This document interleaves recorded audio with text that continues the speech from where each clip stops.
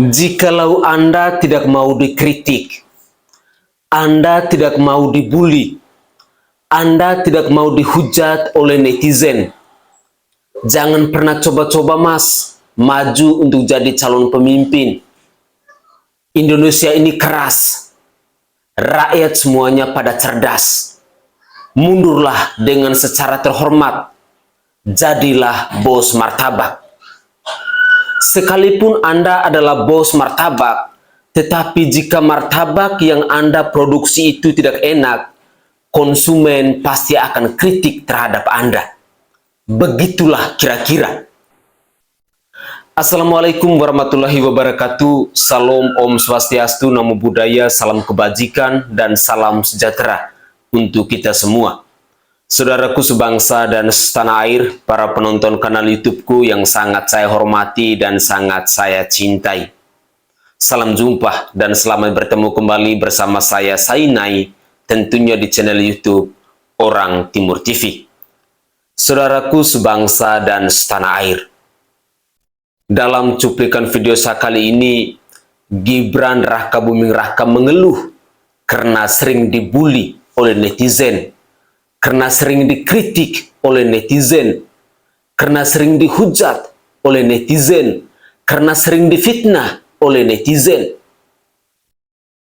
Ya, kalau Anda memang tidak mau menerima hal-hal pahit seperti itu, pulang saja ke Solo. Kembalikanlah jati dirimu sebagai bos martabat itu. Tetapi, walaupun Anda sebagai bos martabak, saya rasa ketika produk yang Anda jual tidak enak, konsumen pasti akan kritik terhadap perusahaan Anda. Konsumen pasti akan protes dengan martabak Anda jika itu tidak enak. Tetapi ini adalah Indonesia. Anda dipercayakan oleh Koalisi Indonesia Maju untuk menjadi calon wakil presiden, mendampingi Bapak Prabowo Subianto. Ketika Anda bersedia, artinya bahwa Anda memang sudah siap untuk menerima cacian, untuk menerima fitnah, untuk dibully, untuk dikritik oleh rakyat Indonesia. Ini bukan rakyat Solo saja, tetapi ruang lingkupnya sangat dan amat besar. Anda akan berhadapan dengan 287 juta jiwa di negara kesatuan Republik Indonesia ini. Untuk lebih jelasnya, saya ingin menyajikan cuplikan video terkait dengan Gibran Rakabuming Raka ini, yang pada akhirnya itu dia dirujak oleh mbak-mbak dan juga oleh netizen. Mari kita simak bersama-sama.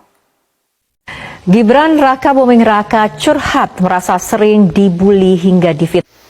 Aku kok gemes ya, ada orang satu ini lewat di beranda terus tuh.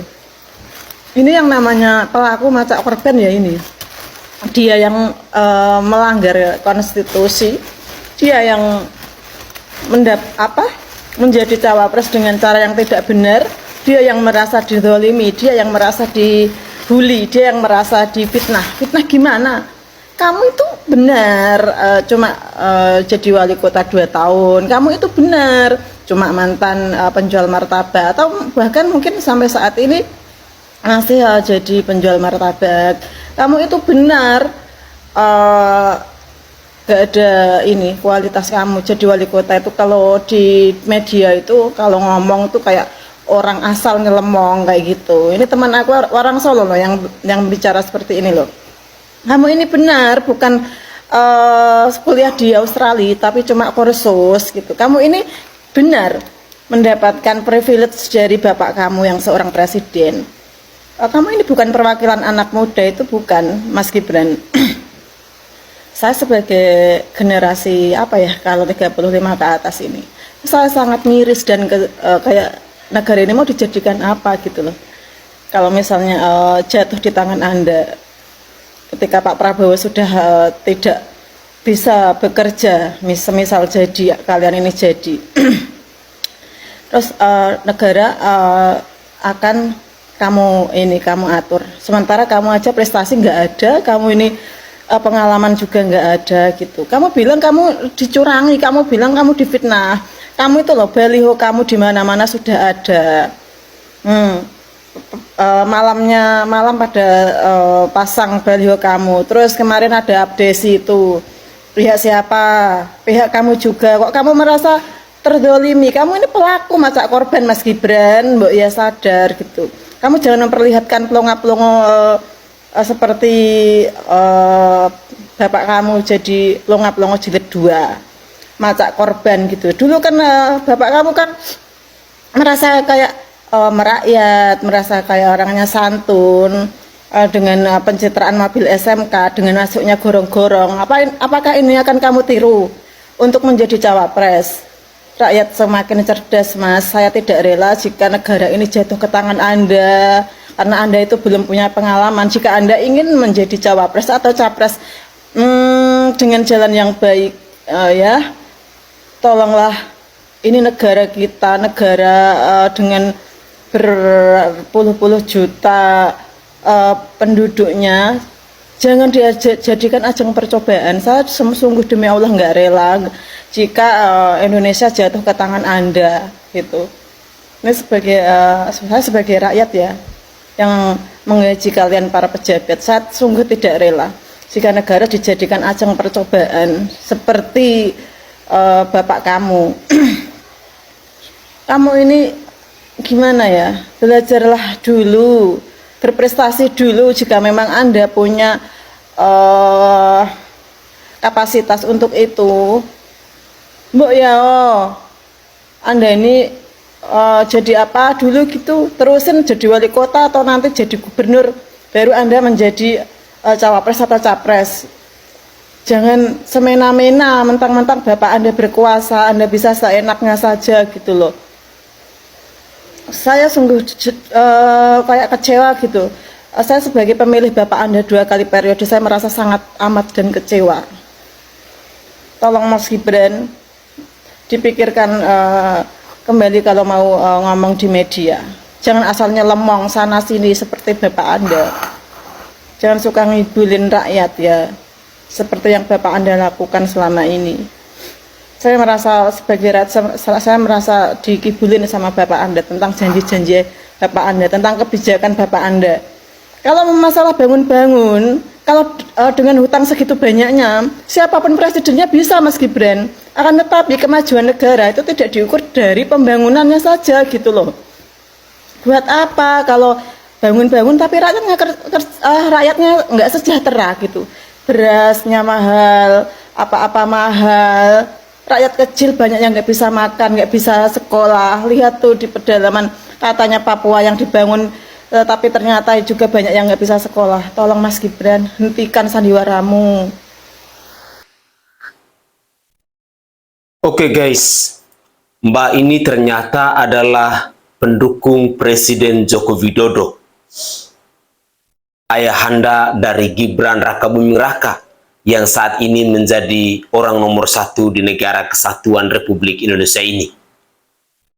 Kritikannya begitu pedas, begitu tajam dan menusuk kepada Gibran Rakabuming Raka. Jangan jadikan negara ini sebagai bahan percobaan. Tentu kita rakyat Indonesia, kita membutuhkan figur pemimpin yang berkualitas. Track recordnya itu sudah teruji. Kemampuan intelektualitasnya juga sudah teruji. Mentalitasnya juga sudah teruji. Baik dalam gagasan, dalam diskusi, dalam dialog, itu semua sudah teruji. Karena kita sedang memilih presiden dan wakil presiden, orang nomor 1 dan orang nomor 2 di negara kita. Kita bukan sedang memilih kepala desa ataukah bapak camat yang mungkin hanya dalam ruang lingkup wilayah tertentu. Tetapi kita sedang memilih kepala negara dan wakil kepala negara. Sehingga Jangan jadikan negara ini sebagai bahan cobaan. Apakah kualitas dari seorang Gibran Rakabuming Raka ini benar-benar sudah teruji? Bagi saya tidak. Karena sudah sering kali Gibran Rakabuming Raka ini mangkir ketika diundang untuk berdialog, untuk berdiskusi, untuk adu gagasan, untuk adu ide dan lain sebagainya. Mungkin Mbak ini mewakili suara kita yang tidak puas dengan keputusan yang diambil oleh oleh Mahkamah Konstitusi. Mungkin ada benarnya bahwa Gibran Rakabuming Raka maju sebagai cawapres hanya karena ada pamannya sebagai ketua Mahkamah Konstitusi dan bapaknya adalah seorang presiden, orang nomor 1 di negara ini.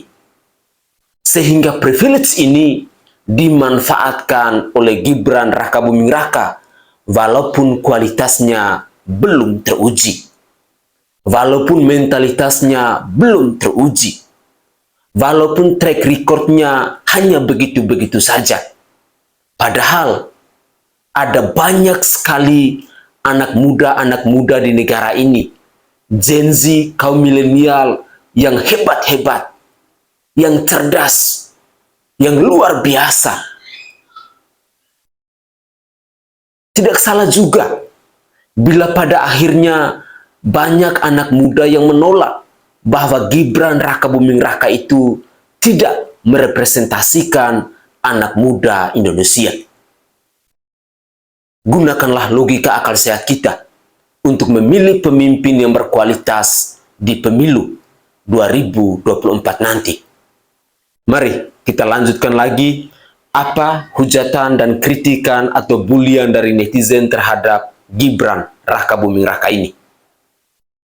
Nah, Gibran nampaknya mengambil jalur ini, jalur asam sulfat ini, supaya dia dibully, diserang, kemudian dia dianggap gak tahu soal asam sulfat, sampai kemudian orang lupa bahwa dia sebenarnya takut untuk debat. Dia gak cuma bukan soal asam sulfat, ini soal gak tahu mau ngapain ketika dia mau mimpin negara. Dia udah nyalonin tapi dia gak tahu. Ibarat orang ngelamar kerjaan gitu ya, IT gitu. Tapi dia gak tahu IT itu kayak apa ya. Pokoknya ngajuin aja deh gitu ya. Ya maklum, pamannya kan itu HRD misalkan gitu kan. Jadi situasi itulah yang terjadi. Pengalihan isu ini dilakukan dengan sangat-sangat sempurna gitu, sampai kemudian orang tidak lagi membahas soal debat cawapres. Orang lagi membahas soal asam sulfat dan asam folat ini. Tapi ya ini adalah satu pengalihan yang hanya sebentar saja. Nantinya di debat-debat capres-cawapres semuanya akan kelihatan. Saya mengerti karena saya lama membantu Presiden Jokowi, saya ikut dengan tim konsultan politik Presiden Jokowi. Ya bertemulah dengan banyak orang dan mengertilah soal pengalihan-pengalihan isu seperti ini. Jadi ketika Gibran kayaknya bilang asam sulfat gitu ya, padahal seharusnya asam folat, itu adalah bagi saya pribadi itu adalah pengalihan isu supaya dia dianggap tidak lagi dibahas soal debat cawapres, supaya orang nyerang soal asam sulfatnya. Tapi percayalah, semua pengalihan isu itu hanya sementara gitu ya, karena masalah utamanya adalah debat capres-cawapres, dan masalah ini belum selesai, masih akan dilakukan kan, masih ada 5 kali sesi gitu ya. Jadi dalam bayangan saya ini, dalam banyak pertemuan itu biasa kita sebut dengan strategi balsem. Balsem itu nggak cukup untuk menghilangkan pening atau stres atau sakit kepala kita, tapi ya lumayan mendingan. Itu balsem. Nah, asam sulfat ini yang kemudian, strategi balsem ini yang kemudian membuat Gibran menyampaikan asam sulfat. Ya, tapi ya nggak tahu, itu baru sebatas analisa saya.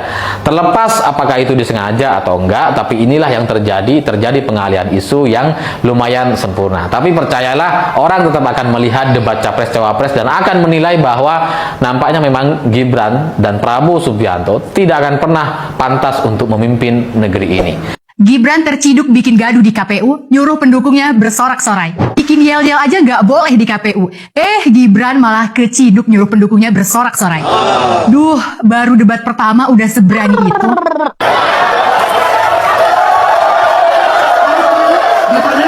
Hal tak terpuji yang dilakukan oleh Gibran ini tentu tidak untuk ditiru ya Sentrian. Aturan udah jelas, malah dilanggar. Malah bikin gaduh di KPU. Padahal capres yang lain perlu konsentrasi. Untungnya capres Anies orangnya manis dan kalem, gak emosian, jadi stay cool aja. Kenapa Den Gibran, putra mahkota? Risih ya? Gerah ya? Panas ya? Atau meledak ya? Saat putusan Paman Usman disinggung-singgung di debat ini. Yo Sentrian, gunakan kekuatan dan doa kita untuk mendoakan Anies Gus Imin agar memimpin Indonesia 2024 mendatang yang sudah terbukti rekam kinerjanya pro rakyat. Dan bersama kita kuat tumbangkan politik dinasti. Jangan mau kayak gini-gini lagi 5 tahun lagi. Guys, ternyata yang emosian itu bukan hanya Prabowo Subianto. Gibran tadi juga sama. Kenapa saya harus katakan begini? Ternyata aturan dari KPU itu sudah jelas. Tetapi Gibran yang melanggarnya. Di sini membuktikan bahwa pemahaman dia akan sebuah aturan itu masih belum bisa. Kualitasnya itu masih jauh. Sehingga banyak sekali kita menemukan cuplikan-cuplikan video yang mengusulkan, yang menyarankan bahwa lebih baik Gibran itu selesaikan dulu wali kotanya, baru maju sebagai gubernur atau DPR, maju lagi sebagai menteri, agar dia punya banyak pengalaman, dia punya banyak ilmu, sehingga kualitas, mentalitas, dan kemampuannya itu memang benar-benar sudah teruji. Coba kita perhatikan cawapres yang lainnya, antara Bapak Muhaimin Iskandar dan juga Bapak Profesor Dr. Mahfud MD. Mereka ini sudah melewati berbagai macam proses dalam lembaga pemerintahan, dalam lingkungan politik. Contohnya seorang Mahfud MD, dia pernah menjabat di badan eksekutif. Selain itu juga di legislatif, beliau sudah duduk di sana. Selain itu di yudikatif, beliau juga sudah duduk di sana. Sehingga ketika ada adu gagasan, ketika ada dialog, ketika ada diskusi, seorang Profesor Dr. Mahfud MD, jika kita perhatikan, beliau itu begitu tenang, tidak panik, tidak grogi. Dan orang-orang yang grogi, yang panik, biasanya menandakan bahwa isi otaknya ini itu terpengaruh, blunder karena tidak punya gagasan lagi. Kita tahulah, ketika orang sudah kehabisan cara, tidak punya kata-kata mau omong apa, pasti yang muncul adalah marah-marah. Karena gagasannya ini masih sangat minim. Isi otaknya ini masih terlalu banyak ruang hampa yang belum terisi penuh dengan ilmu, dengan pengetahuan. Cobalah kita buka pikiran kita, sadarkan hati nurani kita bahwa kita harus mampu untuk memilih pemimpin yang the best untuk menjadi orang nomor 1 di negara kesatuan Republik Indonesia ini. Jika pemimpin kita berwibawa, jika pemimpin kita kecerdasannya luar biasa, jika pemimpin kita kerjanya itu nyata, hebat dalam adu gagasan, hebat juga dalam aksi kerja nyatanya, tentu yang bangga bukan keluarga saya secara pribadi, tidak, tetapi kita seluruh rakyat Indonesia. Kita akan merasa puas, kita akan merasa bangga dengan orang yang kita pilih. Mari kita lanjutkan lagi. Selamat malam. Bimbing sayur, kau sekarang makin lama kulihat makin geri permainanmu ya. Ini anak muda kau klaim, emang kau kira anak muda semua itu milik kau? Ingat, orang Medan, orang dari seluruh Indonesia, dari Aceh sampai Papua, sudah cerdas-cerdas belimbing sayur. Kau aja gak berani tampil kau di kampus. Berbicaramu aja masih tidak pengalaman. Sudahlah, balik aja jadi wali kota kau belimbing sayur. Udahlah, jangan banyak macam-macam kau. Udah, terima kasih, selamat malam. Ya, kita bukan anak kecil lagi lah, sama-sama tahu lah yang intervensi siapa, ya, yang intervensi siapa. Sampai diulang 2 kali. Ini kan mungkin dalam awal alam bawah sadar Prabowo, ini memang mengatakan bahwa iya, memang ada intervensi. Nah, itu kan juga kemarin sudah diputuskan oleh MKMK, Majelis Kehormatan Mahkamah Konstitusi, yang memutuskan bahwa ada pelanggaran etik dari Hakim Ketua Konstitusi yakni Anwar Usman yang kemudian dinyatakan melanggar kode etik. Salah satunya adalah membuka ruang intervensi dari pihak lain untuk mengambil keputusan. Nah, sekarang pertanyaannya, yang intervensi siapa?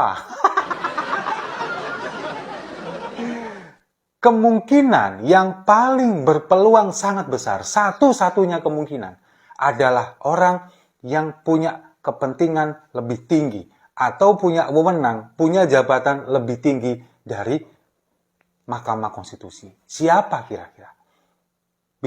Kita bisa menebak semuanya. Kita bisa mengetahui yang paling punya wewenang lebih tinggi di negara ini adalah presiden. Dan itu kemungkinan yang paling masuk akal. Karena apa? Karena keputusan nomor 90 ini yang kemudian berbunyi Capres dan Cawapres usia minimal 40 tahun dan atau sedang menjabat dan pernah menjabat sebagai kepala daerah, itu juga sangat berkepentingan dengan keluarga presiden. Bukti nyatanya bahwa Gibran, anak dari presiden ini kemudian melenggang maju menggunakan putusan nomor 90 itu. Nah, sekarang kalau misalkan banyak sekali di kalangan masyarakat yang kemudian, masa iya sih presiden kemudian mengintervensi MK? Masa iya sih Pak Jokowi kemudian mengintervensi MK? Memang kita belum membuktikan, belum terbukti. Tapi dugaan ke sana itu sangat kuat. Karena apa? Karena Presiden Jokowi adalah pemegang kekuasaan tertinggi di negara kita.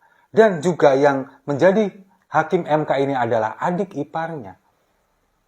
Besar sekali kemungkinan yang mengintervensi adalah itu. Apalagi Presiden Jokowi dan keluarganya punya kepentingan. Ya iyalah, pasti. Nah, itulah yang secara tidak sadar kemudian ketika dia Prabowo ditanyakan oleh Pak Ganjar, lalu kemudian juga dengan Pak Anies ditanyakan tentang putusan MK. Itu kan kemudian secara spontan mengakui bahwa itu ya kita sama-sama dewasa lah, sudah bukan anak kecil lagi. Kita juga tahu lah apa itu keputusan MK itu, bagaimana prosesnya, siapa yang intervensi, secara nggak langsung mengakui itu.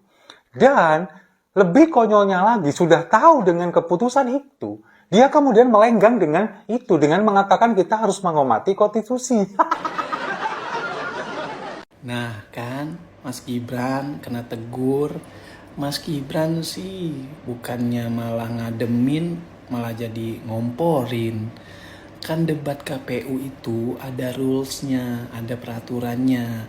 Dilarang meneriakan yel-yel pada saat debat berlangsung. Tepuk tangan aja dilarang. Ini Mas Gibran malah ngomporin pendukung untuk bersorak-sorai. Mas Gibran baru pertama kali ya. Itulah Mas. Makanya pengalaman itu memang dibutuhkan. Ya ini supaya kejadian seperti ini tidak terjadi.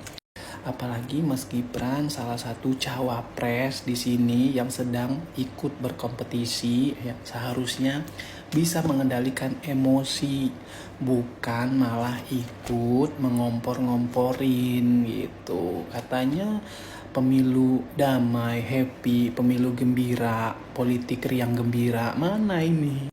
Yang ada ini politik emosi dan naik darah. Makanya Mas, pengalaman itu dibutuhkan. Nggak bisa serba instan. Oke guys, itulah cuplikan-cuplikan video yang bisa saya persembahkan ke hadapan pemirsa sekalian. Semoga saja cuplikan-cuplikan video mulai dari awal hingga akhir bisa berguna untuk kita semua, bisa mengedukasi kita, bisa menambah wawasan kita dalam dunia politik. Tentu harapan kita, harapan saya untuk mencari figur pemimpin di bangsa dan negara ini pasti sama, bahwa kita ingin mencari yang terbaik. Kriteria, tuntutan kita, apa yang kita mau, mempelajari rekam jejak dari semua para calon pemimpin ini memang harus kita lakukan. Karena kita berkehendak, bangsa ini harus dipimpin oleh orang-orang yang memang berkualitas. Orang-orang yang track record rekam jejaknya itu jelas. Itu yang kita harapkan. Dengan demikian, saya berharap bahwa cuplikan-cuplikan video ini setidaknya bisa menggugah, bisa mengetuk pintu hati kita bahwa memang benar. Kami sedang mencari pemimpin untuk memimpin bangsa Indonesia, untuk memimpin 287 juta jiwa lebih. Bukan kita mencari pemimpin untuk menjadi seorang ketua RT, atau seorang kepala desa, atau seorang wali kota, yang jumlah masyarakatnya itu masih terbatas dalam ruang lingkup tertentu. Tetapi ini untuk seluruh di wilayah Nusantara ini. Semoga saja kita bisa lebih kritis lagi untuk memilih, untuk mempelajari rekam jejak dari semua calon-calon pemimpin kita saat ini. Begitulah kira-kira. Saya Sainai dari Provinsi Nusa Tenggara Timur. Saatnya kita yang rakyat jelata harus berani untuk bersuara. Jika ada tutur kata atau buah bahasa saya atau buah pikiran saya yang tidak berkenan di hati para pemirsa sekalian, dari lubuk hati yang paling dalam saya menyampaikan permohonan maaf yang sebesar-besarnya. Salam hormat, salam NKRI, dan salam Pancasila untuk kita semua. Tetaplah semangat dan jangan lupa untuk selalu berpikir waras.